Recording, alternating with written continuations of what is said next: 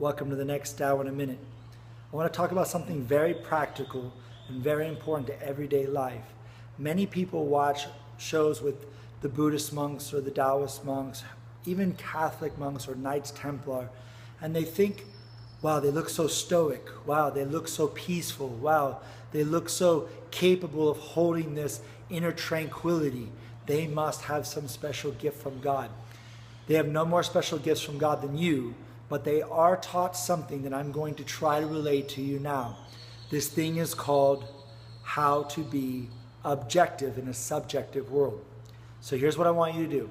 I want you to look around you and I want you to see things, and I want you to ask somebody, what do you feel about a chair? Let's say you point to a chair. What do you feel about the chair? And they'll tell you about the chair. How they feel about that chair is called subjective. That's only they feel it. Only they're capable of feeling it. No one outside of them can feel that. Only they can feel it. You can feel what you feel, but that's subjective to you. But that there's a chair and you see the chair, now that's objective. I can see it, you can see it, it's there. When people live their lives, they live their lives generally based on an identity.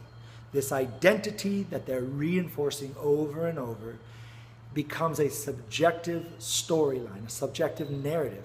And it's based on tertiary and secondary characters, parents, church, belief about culture, race, gender, sexual orientation. And they say to themselves, I am this. And that this is what they think is objective, but the answer is it is not objective. This is where stereotypes come from. If you see a person standing there and they've got a mohawk and a studded collar and they've got wrist collar bands and they got a nose ring, you see them and you go, oh my God, that person right there, they're definitely a stoner. They're definitely somebody who does drugs. No, that's subjective. That's not objective. Because you can't know anything about them. They could be hardcore conservative, hardcore straight edge. You don't know that. All you can say objectively is, that's a person. And because that's a person, I better treat him with the common decency and dignity that comes from all people. Then you can do the same for yourself too. You could say, I am not my thoughts, I am not my emotions, I am not my history, I am not my genetic code. I am nothing more than the decisions I make at any given moment. And those decisions are things that you can act on. Those are objective. Not what you feel about them, not what you think about them. Thinking about them and not doing them are the same thing.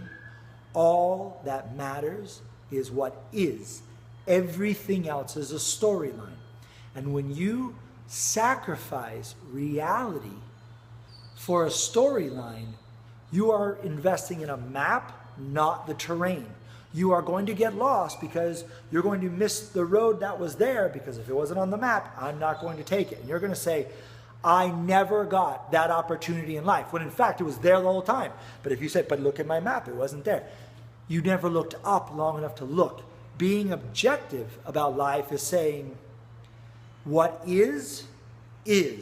Not how I feel about what is, not what I'm worried about someone will say. Most people in relationships are not objective, they're subjective. I'm not going to make this decision because I don't want them to be angry with me. I'm not going to do this because I don't want to get in trouble. I don't want them to think this of me. That's all very subjective. You are thinking you know what somebody else is going to feel when you can't know that. That's simple. They don't even know what they're going to feel. You never gave them the ability to know what to feel. To be objective is to say, I have this life. I was born, I'm going to die. Anything in between is up to me. I have to make this happen now. That's objective. Now, how you're going to do it will be based on your ethics, your standards, and the cultivation and skill that you have in your life. A thief is a thief because that's what they've cultivated. That's what their standard is. That's what they can pull off. That's objective. They're not good, they're not bad, they're not right, they're not wrong. That's just what they've chosen in their life. And any thief can choose to turn around and become a monk, a priest, could turn around to become the best person in the world. Many of the people in the ancient times in China, in Shaolin Temple, which is a Chan Buddhist temple, some of them were thieves and robbers before, who wanted to clear their karma and become Buddhist monks. You are not confined to the past objectively. You are only confined to the past by the subjective story that says, I am tainted forever, which is not true. By being able to stay objective in your life and say, here's what is, what do I want to do with this? That's how we change our life and we change direction. By being subjective, we can enjoy it in that moment. We can enjoy whatever we want at the restaurant. Objectivity, it's just food, doesn't matter, put it in your mouth. But subjectivity says, but I really enjoy this, it's available, let's do that. Sometimes you can enjoy what's present, sometimes you don't even like it. But guess what? Objectively, it's still present. Just embrace the suck and move on, as I heard somebody once said. One meal is not going to define your entire culinary experience of life. One bad moment is not going to color your whole day. One bad relationship does not forever mark you as a person who can't have a relationship. To be free from our past, our history, our stories, is to be in this moment and say, objectively, this is now, I will choose where to go from here. But to be here and now is to be objective, okay? If you have any questions, any comments, you want any elaborations, you can hit like and comment. You can share it if somebody else might benefit from this, or you can email me, as always, offline at lau@fourdragonschool.com. Until next time, we'll see you on Down in a Minute.